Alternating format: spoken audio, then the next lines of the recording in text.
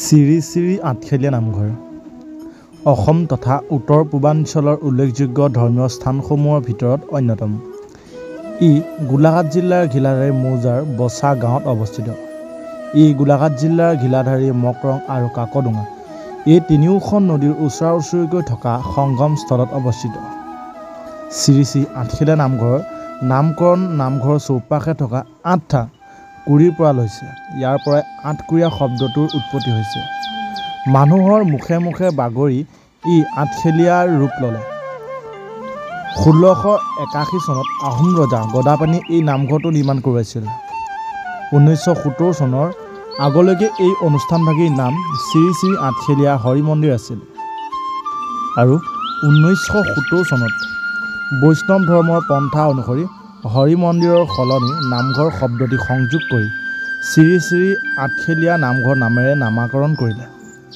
ভাদ মাহত August September নামঘৰলৈ লক্ষাধিক সেৱকীৰ সমাগত ঘটে।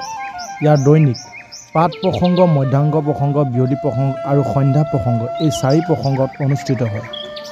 শ্ৰী শ্ৰী আঠখেলীয়া নামঘৰক উদযাপন কৰা উল্লেখযোগ্য উৎসৱসমূহ হৈছে বৰসভা, পানী তোলা সভা, নাম লোৱা সভা আৰু ন চাউলৰ সভা, ৰাস মহোৎসৱ, বৰসভা, ভাওনা ইত্যাদি।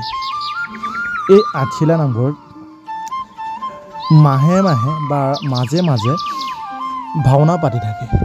ইয়াত বহু দূৰ দূৰণিৰ পৰা ভক্তবান ৰাইজ সমাগত হয়। সেইদৰে আমিও আজি এই নামঘৰৰ দৰ্শন হেতু আমি আহিলোঁ। তাকে এই নামঘৰৰ বিষয়ে আপোনালোকৰ আগত অলপ অৱগত কৰিলোঁ। বৰ বিশেষ নাজানো যদিও নামঘৰটোৰ বিষয়ে অলপ ক'বলৈ চেষ্টা কৰিলোঁ। যদি ইয়াত অজানিতে কিবা ভুল হৈছে আপোনালোকে ক্ষমা কৰিব। লগতে যদি আপোনালোক আজিলৈকে নামঘৰলৈ অহা নাই তেন্তে আঠখেলীয়া নামঘৰলৈ আহক আৰু এবাৰ চাই যাওক আমাৰ এই গোলাঘাট জিলাত থকা এই নামঘৰভাগ দৰ্শন কৰক আৰু আপোনাৰ মনোকামনা পূৰ্ণ হ'ব।